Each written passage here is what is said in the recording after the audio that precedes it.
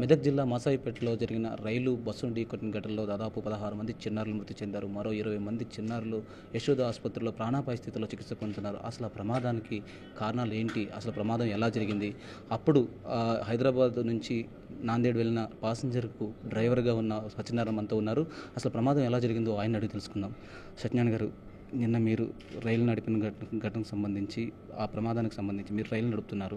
అప్పుడు ఆ ఘటన ఎలా జరిగింది? సడన్గా వచ్చిందండి బండి వెహికల్. ఇమ్మీడియట్లీ ఎమర్జెన్సీ అప్లై చేశాను.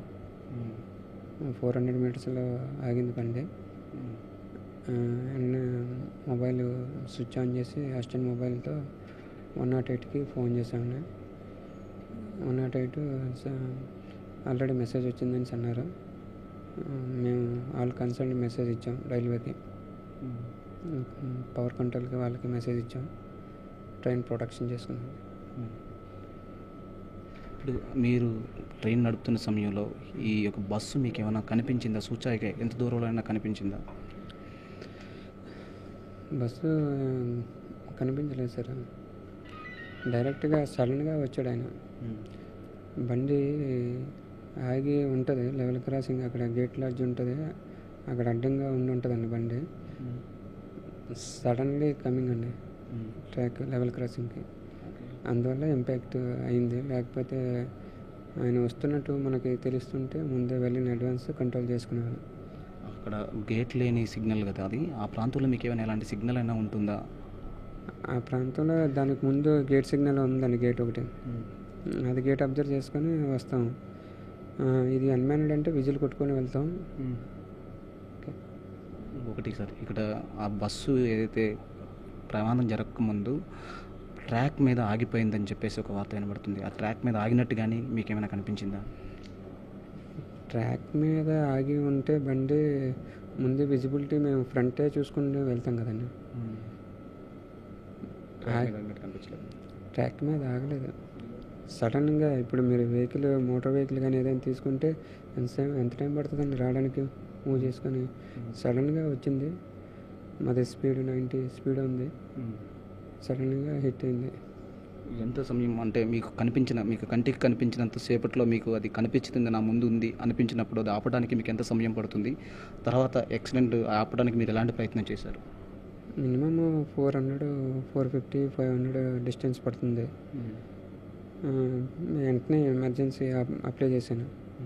సేమ్ డిస్టెన్స్లో ఆగింది, అది సైడ్కి పడిపోయింది. ప్రమాదం జరగకముందు మీకు వాహనం కనబడినప్పుడు ఆ ప్రమాదాన్ని నివారించేందుకు మీరు ప్రయత్నం చేసినప్పుడు ఎంత సమయంలో ట్రైన్ ఆగుతుందని మీరు భావించారు?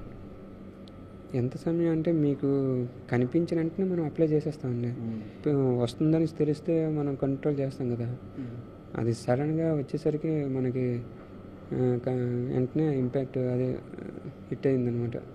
ఓకే, చివరిగా నిర్లక్ష్యం ఎవరిదైనా మీ కళ్ళ ముందు 30 మంది చిన్నారులు మీ కళ్ళ ముందే, అందులో 14 మంది చిన్నారులు చనిపోయారు, మిగతా వాళ్ళు ప్రాణాపాయ స్థితిలో ఆసుపత్రి చికిత్స పొందుతున్నారు. ఆ పరిస్థితులు మీకు ఏమనిపించింది? చాలా బాధ అనిపించింది సార్. ఏడ్చేశాను, నేను తట్టుకోలేకపోయాను సార్. నేను బాగా ఇప్పుడు కూడా ఏడుపు బాగా మీకు దగ్గర మాట్లాడుతున్నాను కానీ ఏడుస్తూనే ఉన్నాను. అట్లాగా ఎవరైనా సరే ఇలాగ అడుగుతూ ఉంటే ఏడుపు వచ్చేస్తుంది బాగా. మిమ్మల్ని ఆ సమయంలో మీ దగ్గరికి ఎవరైతే చిన్నారుల తల్లిదండ్రులు వచ్చి ఆవేశంతో, ఆందోళనతో మీ పైన దాడి చేసినప్పుడు కానీ మీకు ఏమనిపించింది? వాళ్ళ తల్లిదండ్రులు రాలేదండి. నాకు ఏం బాధ అనిపించలేదండి. ఎందుకంటే ఎవరైనా సరే ఆ సిచ్యువేషన్లో ఉంటే అట్లా బిహేవ్ చేస్తారు. నేను కూడా అదే అన్నాను. ఇప్పుడు మీకు ఆరోగ్య పరిస్థితి ఎలా? థ్రోట్ పెయిన్ వస్తుంది, బ్యాక్ పెయిన్ వస్తుంది, కొద్దిగా బాగా నీరసంగా ఉంది.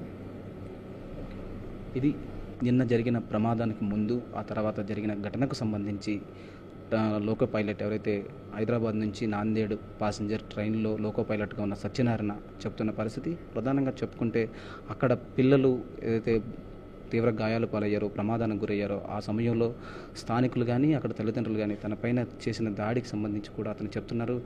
ఆ సమయంలో ఎవరున్నా అలాంటి పరిస్థితిని ఎదుర్కోవాల్సి ఉంటుంది. కానీ అప్పుడు నేను చూస్తున్న పరిస్థితిలో నేను కూడా చాలా దిగ్భ్రాంతి చెందాను, చాలా ఏడ్చానని చెప్పేసి సత్యనారాయణ చెప్తున్నారు.